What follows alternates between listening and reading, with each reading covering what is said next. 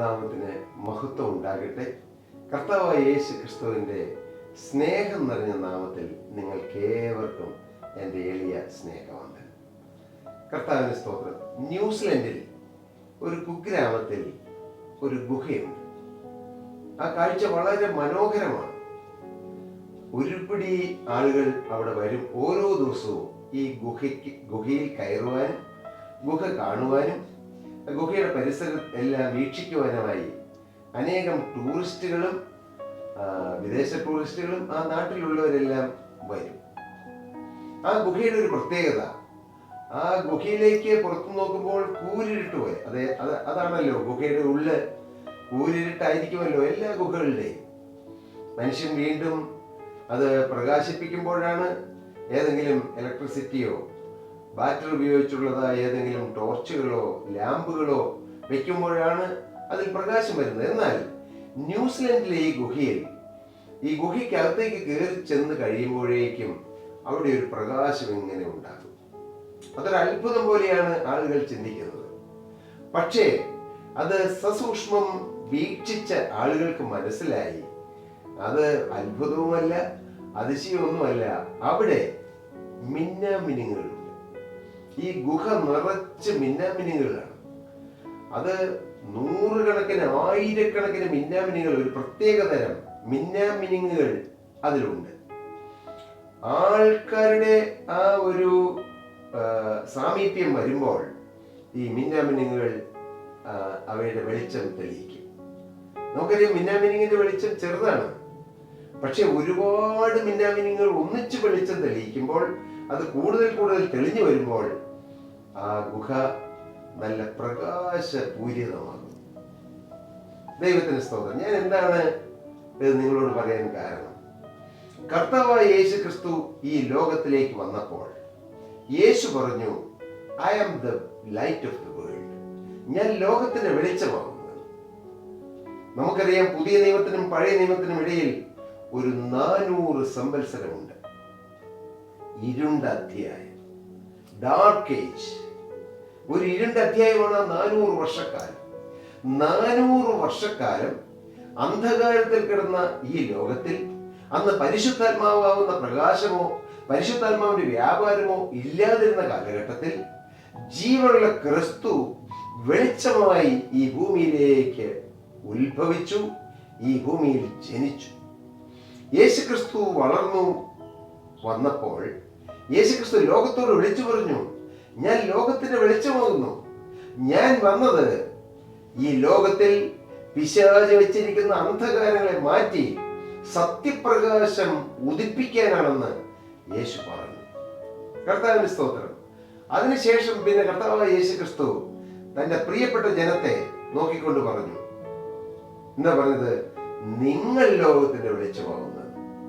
യോഹന്നാന്റെ സുവിശേഷം 8-ാം അധ്യായം 12-ാമത്തെ വാക്യത്തിലാണ് യേശു പിന്നെയും അവരോട് സംസാരിച്ചു, ഞാൻ ലോകത്തിന്റെ വെളിച്ചമാകുന്നു. എന്നെ അനുഗമിക്കുന്നവൻ ഇരുളിൽ നടക്കാതെ ജീവന്റെ വെളിച്ചമുള്ളവനാകും. എങ്ങനെയാണ് അന്ധകാരം മാറി പ്രകാശം വരുന്നത്? മനുഷ്യ ജീവിതത്തിലുള്ള അന്ധകാരങ്ങൾ, ഒരുപടി കാര്യങ്ങൾ വിശാലമായി ചിന്തിക്കേണ്ട ഒരു വിഷയമാണ് അന്ധകാരം. ഈ അന്ധകാരം എങ്ങനെ മാറും? കർത്താവ് കൃത്യമായി പറഞ്ഞു, ഞാൻ ലോകത്തിന് വെളിച്ചമാകുന്നു. എന്നെ അനുഗമിക്കുന്നവൻ ഇരുളിൽ നടക്കാതെ ജീവന്റെ വെളിച്ചമുള്ളവനാകും. യോഹന്നാൻ 8:12.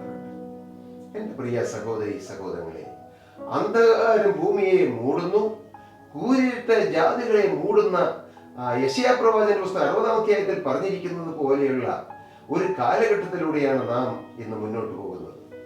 അന്ധകാരം ഭൂമിയെ മൂടിക്കൊണ്ടിരിക്കുന്നു. എന്താണ് അന്ധകാരം? ആരാണ് ഈ അന്ധകാരത്തിന്റെ ഉടമസ്ഥൻ? എന്താണ് ഇരുട്ടിന്റെ പ്രവൃത്തികൾ? നാം അത് വിശാലമായി ചിന്തിക്കുമ്പോൾ, വേദപുസ്തക അടിസ്ഥാനത്തിൽ ചിന്തിക്കുമ്പോൾ, നാം സൂര്യൻ അസ്തമിച്ച് ഈ ഭൂമി രാത്രിയാകുന്ന ഇരുട്ടിനെ കുറിച്ചല്ല കർത്താവ് പറയുന്നത്.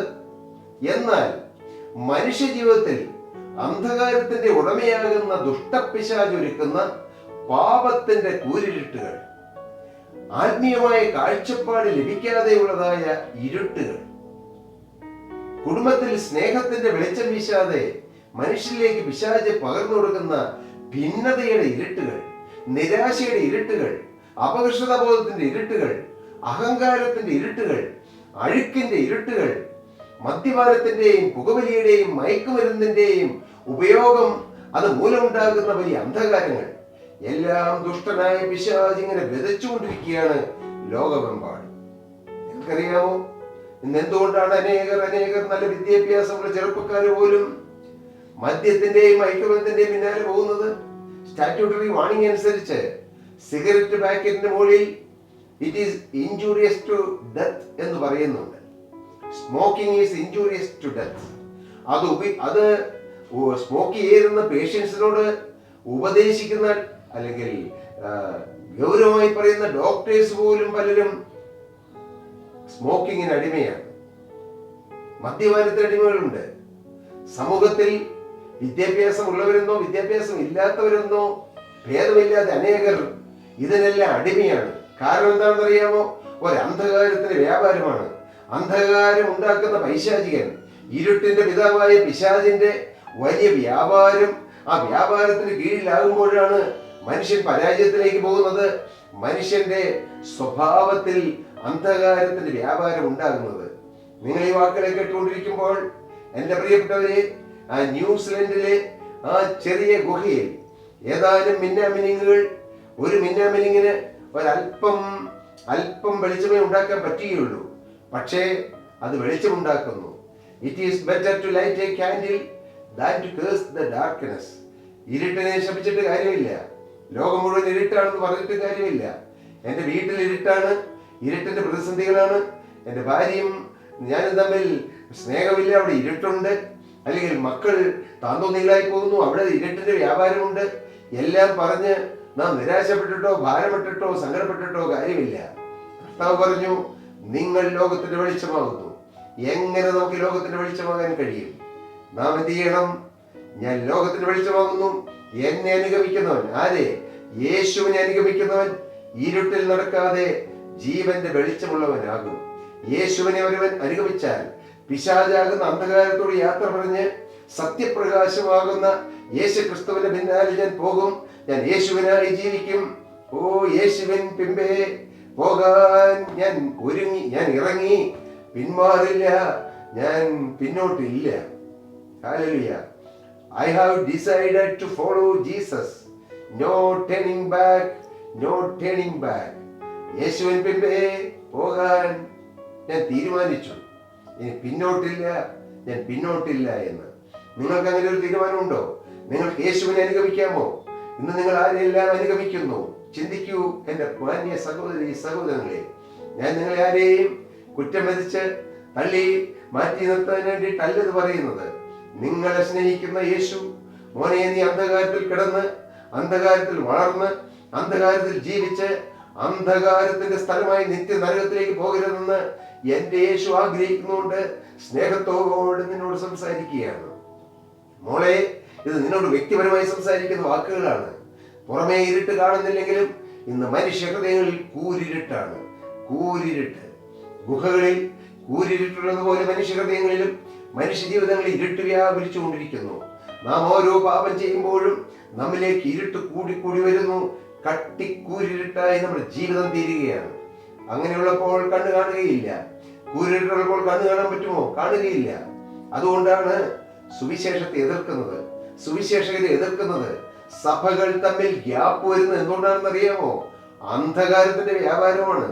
ഒരു ദൈവത്തെ ആരാധിക്കുകയും ഒരു ദൈവത്തെ വിശ്വസിക്കുകയും ഒരു ദൈവത്തെ അനുഗമിക്കുകയും ചെയ്യുന്ന ഒരേ ലക്ഷ്യത്തോടെ പോകുന്നവര് ക്രിസ്തീയ സഭയിൽ തന്നെ നൂറുകണക്കിന് സഭകളുണ്ട്. പരസ്പരം തമ്മിൽ സ്നേഹമല്ല.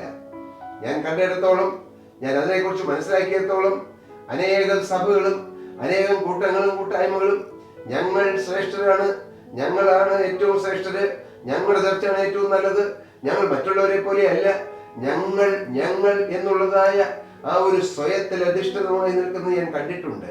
എനിക്ക് സങ്കടം തോന്നിയിട്ടുണ്ട്. ആത്മാവിൽ വലിയ ഭാരം, വിഷമം തോന്നിയിട്ടുണ്ട്. ഇതാരുടെയാണ് സഭ?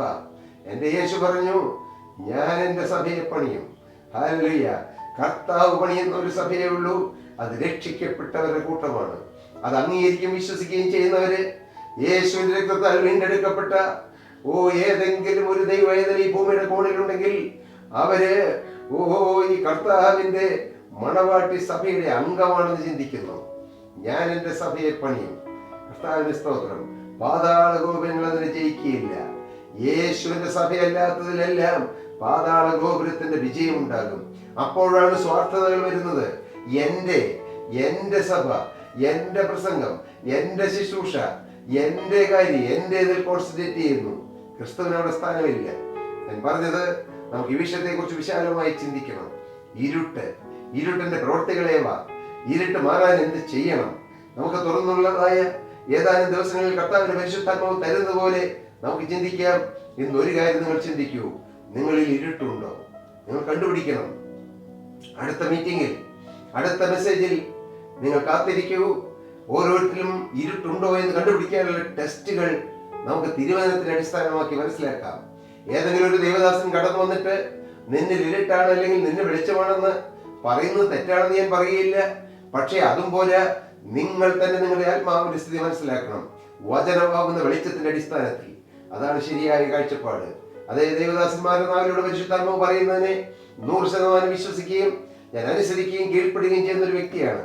പക്ഷേ ഞാൻ പറയട്ടെ, അതിലുപരിയായി ഓരോ ദിവസവും ഓരോ ജീവിതബന്ധാവിലും, ഓരോ ബന്ധങ്ങളിലും, ഓരോ കൊടുക്കൽ വാങ്ങലുകളിലും, ഓരോ ജീവിത ശൈലികളിലും, ഓരോ പ്രവർത്തനങ്ങളിലും അന്ധകാരം വ്യാപരിക്കുന്നുണ്ടോ, അതോ അവിടെ ക്രിസ്തുവാകുന്ന വെളിച്ചം പ്രസാദിക്കുന്നുണ്ടോ എന്ന് നാം നോക്കി കണ്ടുപിടിക്കണം.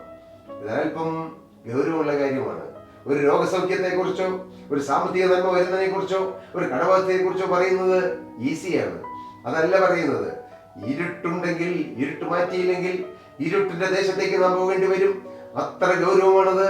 അതുകൊണ്ട് നമുക്ക് എന്നിൽ ഇരുട്ടുണ്ടോ, ഇരുട്ടിൽ പ്രവൃത്തികളുണ്ടോ, ഇരുട്ടിന്റെ വ്യാപാരങ്ങൾ എങ്ങനെ, ആ വ്യാപാരം എങ്ങനെ മനുഷ്യനെ സ്വാധീനിക്കും, മനുഷ്യനെ കീഴടക്കും, തുടർന്നുള്ള ദിവസങ്ങളിൽ ദൈവത്തിന്റെ പരിശുദ്ധാത്മാവ് തരുന്ന ആലോചനയ്ക്കനുസരിച്ച് നമുക്ക് തിരുവചനത്തെ അടിസ്ഥാനമാക്കി നമുക്ക് പഠിക്കാം, നമുക്ക് ചിന്തിക്കാം.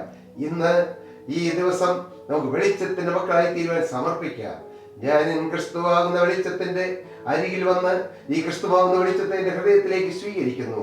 ഞാൻ എന്റെ യേശുവിന്റെ മകനായി മകളായി ജീവിക്കും. ഞാൻ വെളിച്ചമാകുന്ന എന്റെ ക്രിസ്തു എന്റെ യേശുവിന്റെ ഉള്ളിൽ വന്ന് ഞാനും ഇരുളിൽ പ്രകാശിക്കുന്നവനായി തീരും.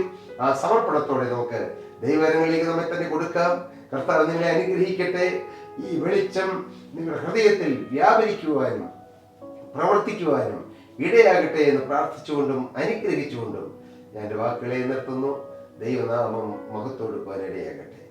പ്രിയ സഹോദരി സഹോദരങ്ങളെ, നിങ്ങൾക്ക് ഏതെങ്കിലും പ്രാർത്ഥനാ വിഷയങ്ങളുണ്ടോ? തീർച്ചയായും ഞങ്ങളെ അറിയിക്കുക. ഞങ്ങൾ നിങ്ങൾക്ക് വേണ്ടി പ്രാർത്ഥിക്കുകയും ചെയ്യും. പക്ഷേ ഞാൻ നിങ്ങളോട് പറയുന്നത്, ഞാൻ സാധാരണ എല്ലാവരോടും പറയുന്നത്, നിങ്ങൾ ഒറ്റയ്ക്ക് യേശുവുമായി ബന്ധം പുലർത്തണം. യേശുവിനെ രക്ഷകനായി സ്വീകരിക്കണം. എന്നിട്ട് നിങ്ങൾ ഒറ്റയ്ക്ക് പ്രാർത്ഥിക്കണം. സഭയായി പ്രാർത്ഥിക്കാം, തീർച്ചയായും മതപ്രകാരം പ്രാർത്ഥിക്കാം. പക്ഷേ ഒറ്റയ്ക്ക് പ്രാർത്ഥിച്ച് നിങ്ങൾ നേടിയാൽ നിങ്ങൾക്ക് അവിടെ ഒരു വലിയ ബന്ധമുണ്ടാകും യേശുവുമായി. അങ്ങനെ വ്യക്തിപരമായ ബന്ധം യേശുവുമായി സ്ഥാപിച്ച് നിങ്ങൾ യേശുവിനോട് അടുക്കണം. അതാണ് ഞങ്ങളുടെ ആഗ്രഹവും ലക്ഷ്യവും. അതിനിടയാകട്ടെ. ദൈവം നിങ്ങളെ അനുഗ്രഹിക്കട്ടെ. സ്തോത്രം.